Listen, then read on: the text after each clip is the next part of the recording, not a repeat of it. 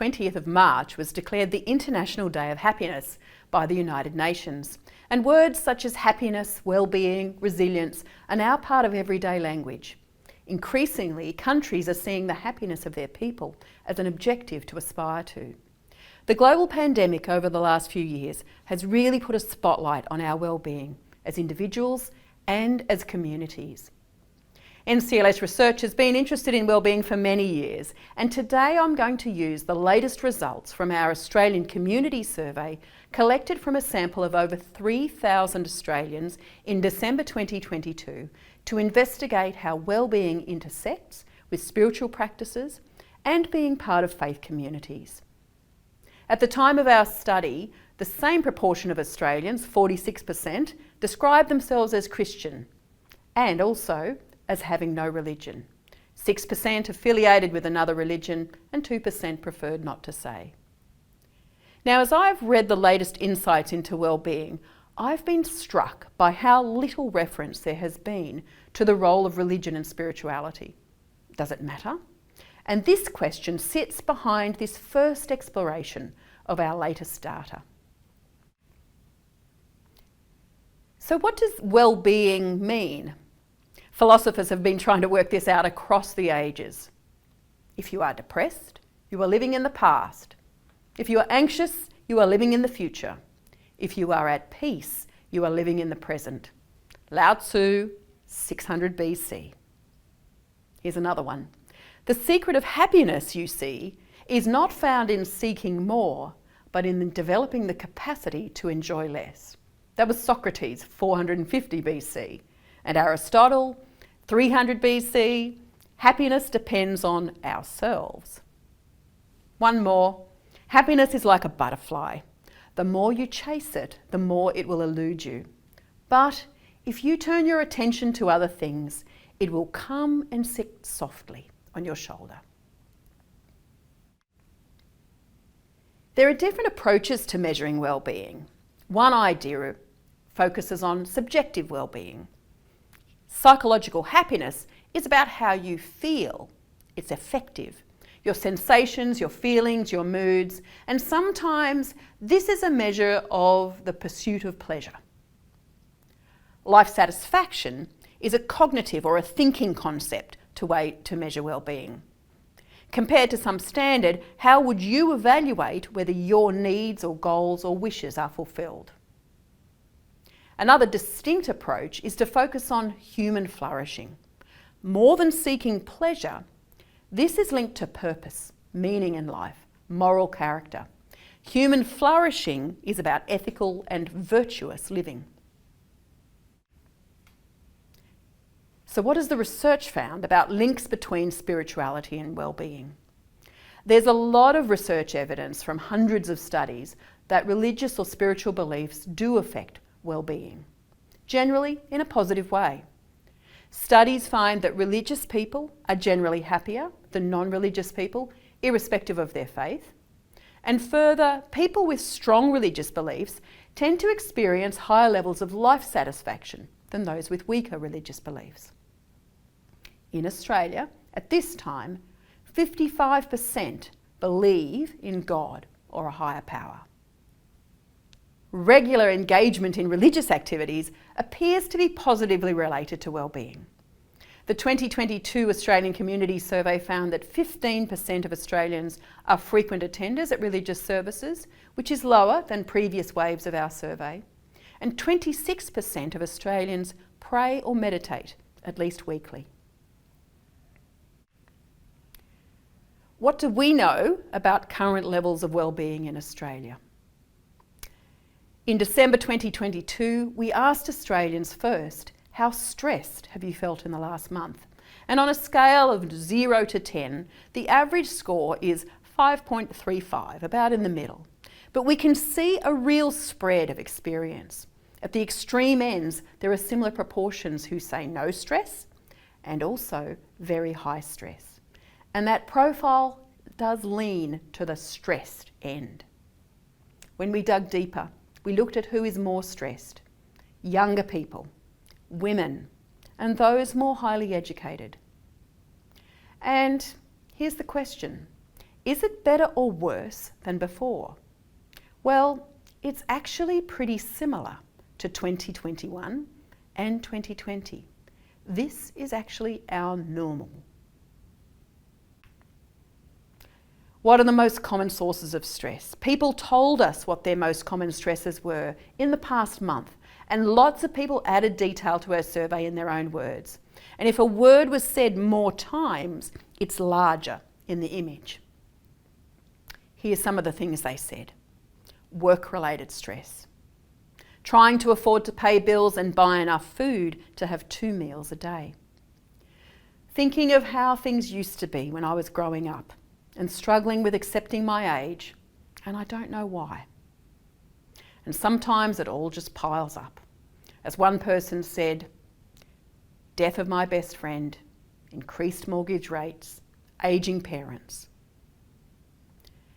The most common sources of stress in the past month are health concerns, family relationships, followed by possible or actual loss of household income, impact of COVID-19, and the impact of isolation or loneliness. Researchers of a 20-year study of wellbeing by Deakin University called the Australian Unity Wellbeing Index talk about the golden triangle of wellbeing: financial control, relationships, and having a sense of purpose. And in these sources of stress from Australians, we see the impact of financial pressure on people's standard of living. There's a complex relationship between wealth and well-being. The research does find that poor people and rich people experience different kinds of stress on average. The poor suffer from bad stress associated with insecurity of things like food and shelter. And in contrast, wealthy people experience good stress, which is associated with pursuing their goals and striving more generally.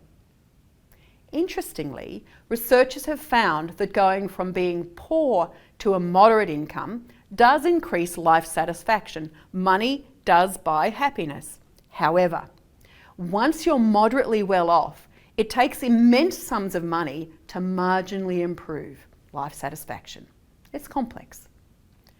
We'll come back to the importance of relationships, but you may have noticed that between 2020 and 2022, the impact of COVID appears to be lowered, particularly when we look at that isolation or loneliness figure. However, while it dropped, 1 in 8 Australians, or 15%, still struggle with isolation and loneliness. So how does this all relate to religion and spiritual practice? The Bible verse from Micah 6:8 comes to my mind. He's told you what is good. And what does the Lord require of you?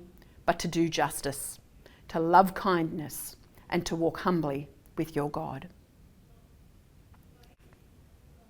That's negative well-being. What about positive well-being? On a scale of 0 to 10, most Australians claim to be satisfied with their lives. The average score was 6.88, and that profile is leaning in the right direction towards complete the satisfaction end. 2/3 rated themselves 7 or higher on the scale. And you'll also see that the results from the past 3 years is actually quite similar. And this aligns with other studies that show a remarkable stability in the general levels of well-being over time. There is a resilience in our population, and we seem to sustain or return to an equilibrium in our well-being. Who's most satisfied with life? Our oldest Australians have the highest levels of satisfaction with life. And what makes no difference when you compare different groups? Well, your satisfaction levels are no different if you're male or female, how much education you've had, or where you were born. What about spirituality? Our analysis of the 2022 Australian Community Survey supports findings from many other studies. Australians who identify as Christian or religious and spiritual have higher levels of life satisfaction on average than other Australians. Further, Christians who attend church had the highest average scores on satisfaction. Now, we need to do more research work to disentangle what factors might drive these differences. However, for now, I want to reflect briefly on suggestions for improving wellbeing and examples of how these are practiced in faith communities. One set of techniques to improve wellbeing from the world of positive psychology is where you promote positive feelings, thoughts and behaviours. And many of the techniques that they promote encourage pro-social behaviour and awareness of others and the role in their lives. And to me, that sounds like what a healthy faith community can offer. One well-known technique for increasing well-being is showing gratitude, where you express a sense of wonder or thankfulness for the benefit received. I think of people who give thanks before every meal. And that attitude of gratitude is in the contemplative practice of the daily examen, an ancient practice, which starts by spending time in gratitude for the gifts and blessings of the day. Gratitude is embedded in the prayers of thanksgiving, offered every week within faith communities. Another way to build well-being is to live in the moment. And when I hear that, I think of Jesus' teaching in Matthew 6:34. So do not worry about tomorrow, for tomorrow will bring worries of its own. Live in the moment. And the psychologists tell us that not only should we appreciate what's good in life, but intentionally savour and bask in it. Show marvel and awe. Faith communities have so many ways, through worship, music, art, to lift our sights to that which is beautiful and awe-inspiring. A third example of a technique of positive activities is mindfulness. I think, for example, of Psalm 63:6. When I think of you on my bed and meditate on you in the watches of the night. I think of the ancient Christian traditions of meditation practices, including scripture meditation, contemplative reading, and so many more.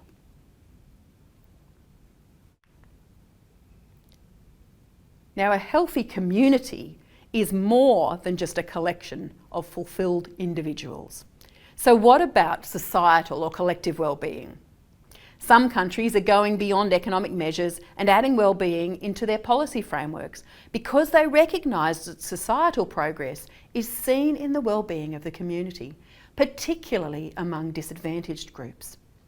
In the 2023 World Happiness Report, Finland received top place in the list of the world's happiest nations for the 6th successive year.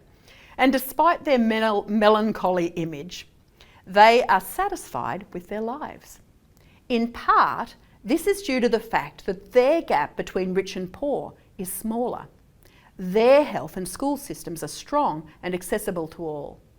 Now, Australia apparently came 12th on the list, just behind New Zealand.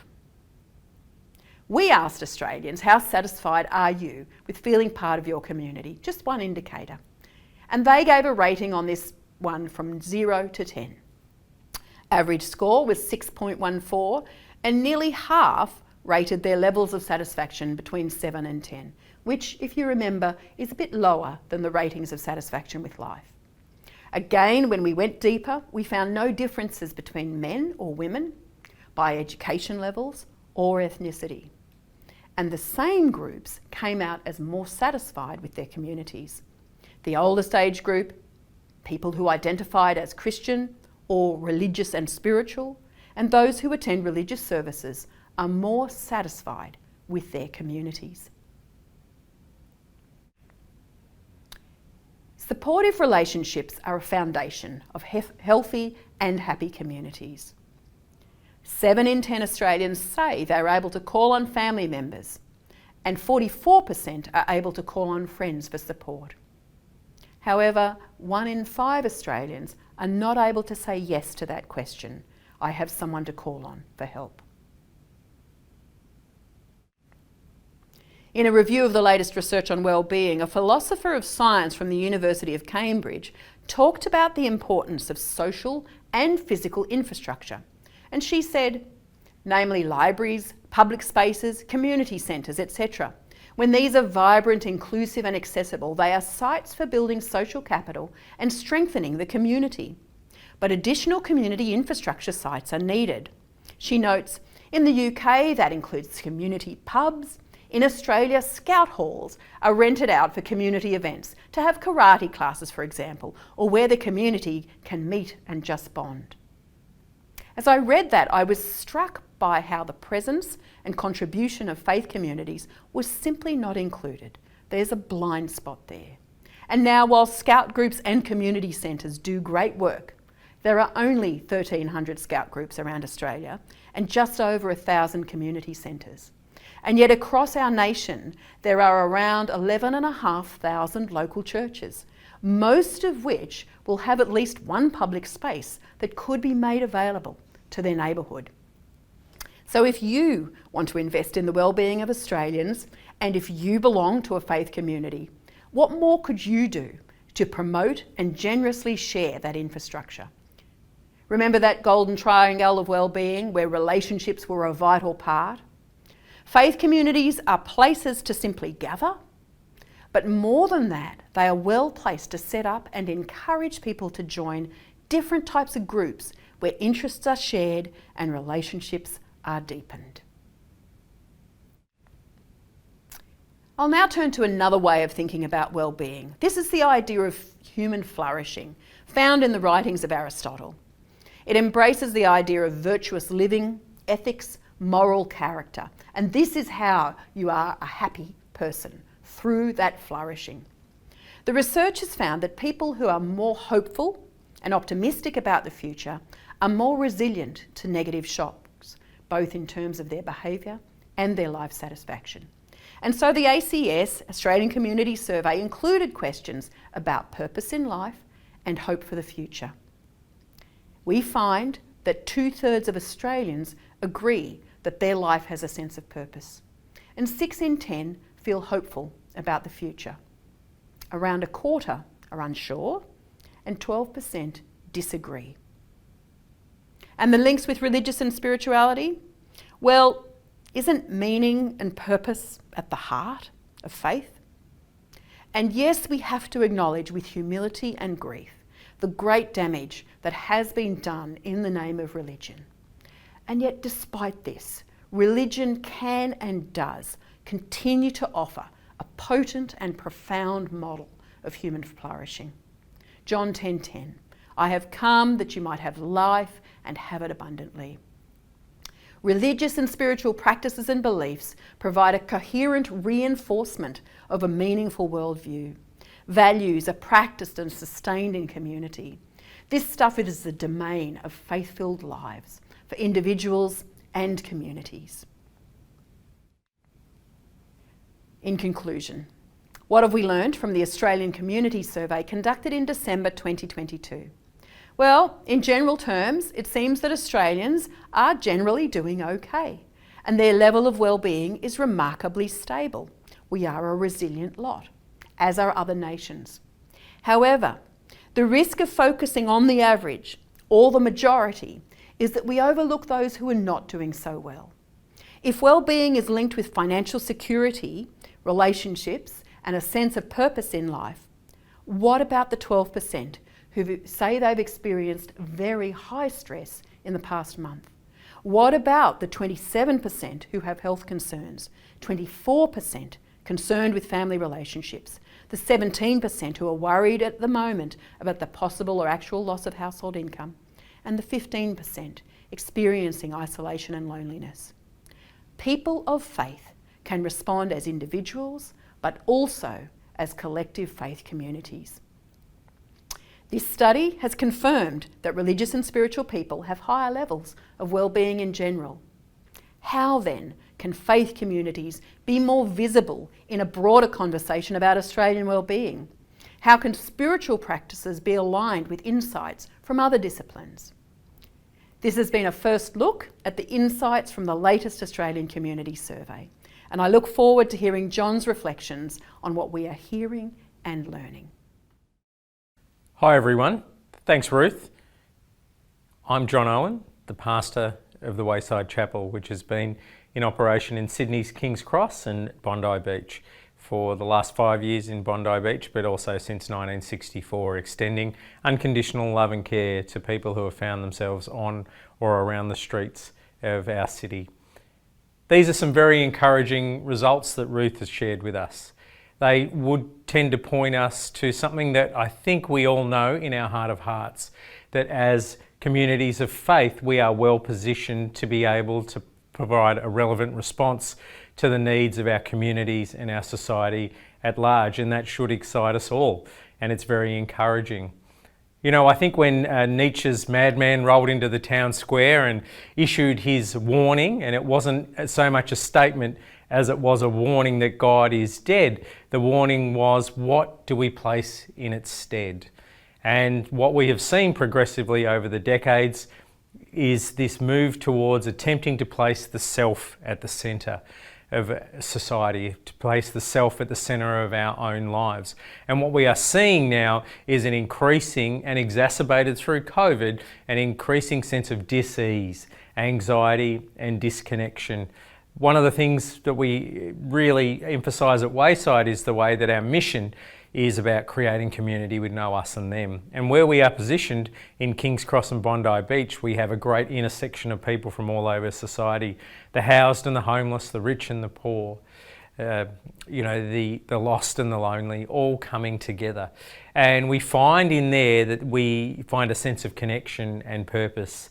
It was really relevant and apt that this morning I spent some time in the park down opposite our fish markets, where over Christmas we, in 24 hours, spent over nearly $100 million in seafood.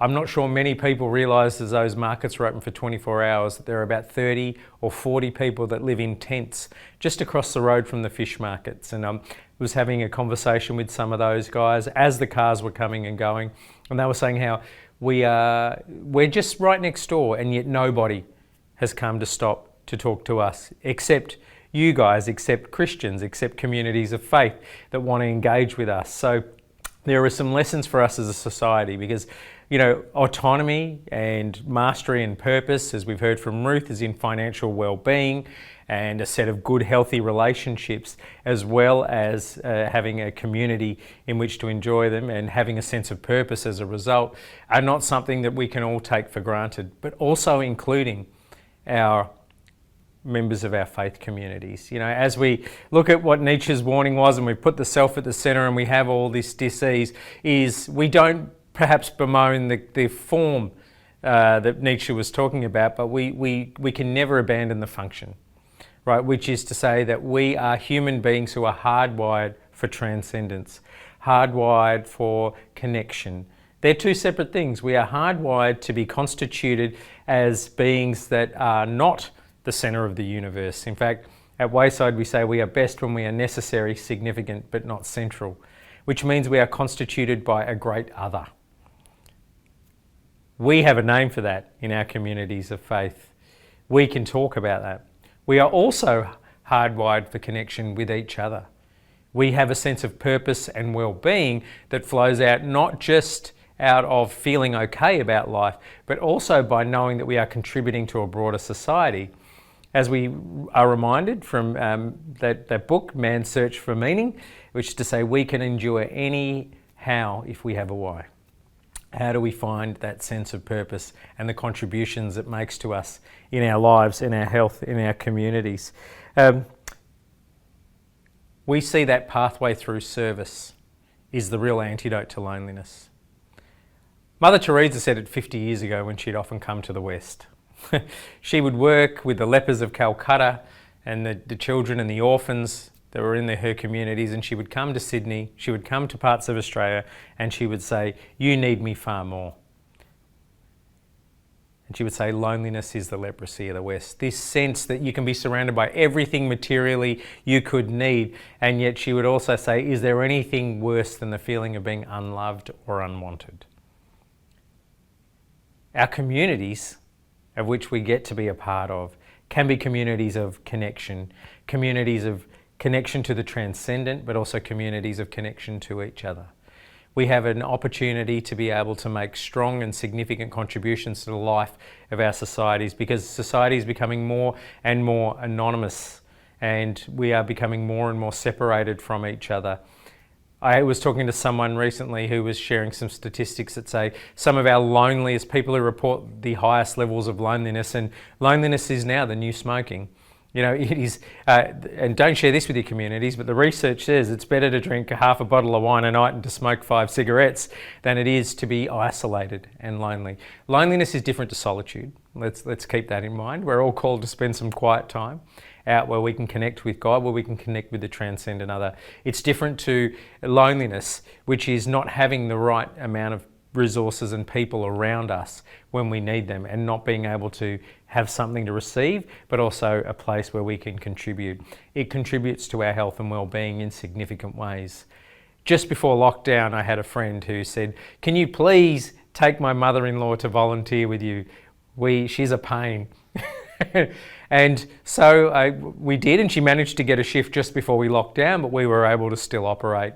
Thankfully, we were able to work with the government to be classified as an essential service, which I believe congregations and communities are. And at the end of 2 years, I didn't see my friend, but his mother-in-law kept the shift. And he kind of grabbed me when we bumped into each other in the street, which was very dangerous when it was still not COVID safe. And he said, "What have you done to her? You've completely changed her life." And I said, "What do you mean?" And he went on to tell me, he said, "For the last, up until I begged you to take her as a volunteer, she was the most painful member of our family. Everyone avoided her. All she talked about was about everything she'd lost, about how her life no longer had any meaning or purpose. And now when we have family gatherings, she's the most fascinating member of our family. She comes along, she volunteers in one of our programs there in our cafe, community cafe there. And she was saying the kids flock to her and they say, 'Nana, what happened this week at Wayside?' And she regales them with tales of people wanting cups of tea, you know, and with 9 sugars while they weren't wearing any pants. And, you know, she's the centre of attention, she's the centre of life." And he also made this observation. He said, "Oh, and since she's started volunteering with you, she's stopped going to hospital." And I said, "Oh, that's interesting. What do you mean going to hospital?" And he said literally that. He was saying when she was convinced that her life was at the end, she used to sit in her lounge room and overlook the beautiful view she had in her apartment and just think about how much life had passed her by. And she was going to hospital about once a month. She was placing a significant impact upon our health system. And since her volunteering, since she began to be connected in a community, since she began to work with purpose, she had a context. She had enough financial well-being for two lifetimes, but that was not what was keeping her going. She was heading to hospital on a monthly basis. Her body was actually physically shutting down, which we know if you are devoid of purpose and healthy relationships, your body will soon expire. And she hasn't been to hospital once in the last 2 years. Actually, our communities can be those hotbeds where we are contributing not only to the life of individuals, but to the life of our communities, which is puts us in a very powerful position. You know, how can we develop our communities as trusted places? You know, we have a very clear saying that, you know, the cost of our involvement in people's lives are not their souls. We have a contribution to make. We want to be salt and light in our communities. Let's be practical. We are the places that actually have real estate in the middle of neighbourhoods. We've heard the emerging church movement of the past talk about how we have the third spaces, somewhere where it's not your place, somewhere where it's not my place, but it's some place that we can meet and connect. Our families have these, people are growing and raising children in these big communities where they're anonymous, where we're basically concrete wind tunnels that are running through. How, you know, we're in the middle of King's Cross, Potts Point. We're not just a crisis centre, we're a community centre.